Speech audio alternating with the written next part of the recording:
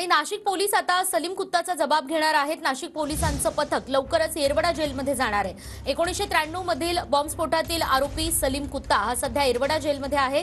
तर ठाकरे गटाचे नेते सुधाकर बडगुजर आणि सलीम कुत्ता यांच्या संबंधांची आता चौकशी होणार आहे। सलीम कुत्तासोबत सुधाकर बडगुजर यांनी पार्टी केल्याचा भाजपकडून आरोप केला जातो। याच प्रकरणामध्ये सुधाकर बडगुजर यांची सुद्धा सध्या चौकशी सुरू आहे आणि आता सलीम कुत्ताचाही जबाब घेतला जाणार आहे। अधिक माहिती आपल्याला देतील आपले प्रतिनिधी चंदन पूजाधिकारी। चंदन, निकिता, आपल्याला माहिती आहे की जो कथित व्हिडिओ समोर आला होता ज्याच्यामध्ये उभाठाचे नेते सुधाकर बडगुजर आणि 1993चा बॉम्बस्फोटातला आरोपी सलीम कुत्ता हे दोघेही एकत्र नाचत असल्याचा हा संपूर्ण व्हिडिओ नितेश राणे यांनी सभागृहात दाखवला होता। या संपूर्ण प्रकरणानंतर पोलिसांनी सुधाकर बडगुजर यांची चौकशी सुरू केलेली आहे। जवळपास 3 दिवसांपासून सातत्याने त्यांना चौकशीसाठी बोलवण्यात येत आहे आणि यासोबतच आता सलीम कुत्ता याची देखील पोलीस चौकशी करणार आहेत। नाशिक पोलिसांचं पथक लवकरच येरवडा कारागृहात जाऊन स्वतः सलीम कुत्ता याची चौकशी करणार आहेत, त्याचा जबाब नोंदवणार आहेत आणि एकूणच या संपूर्ण प्रकरणामध्ये आणखी काही धागेदोरे सापडतायत का, आणखी काही सत्य समोर येत आहे का,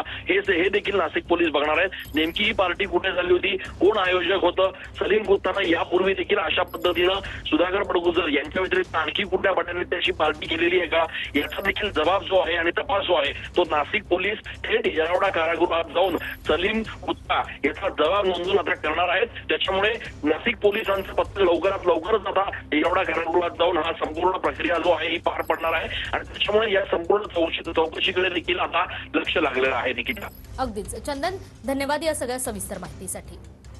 आणि सलीम कुत्तासोबत संबंध असल्यावरून सुधाकर बडगुजर यांची आज सुद्धा चौकशी होणार आहे। सकाळी 11 वाजता लाचलुचपत प्रतिबंधक विभाग ही चौकशी करेल। सुधाकर बडगुजर यांच्या चौकशीचा आजचा सलग 4था दिवस आहे। गेल्या 3 दिवसांपासून नाशिक गुन्हे शाखेकडून त्यांची चौकशी केली जात होती आणि आज लाचलुचपत प्रतिबंधक विभागाकडून ही चौकशी केली जाईल।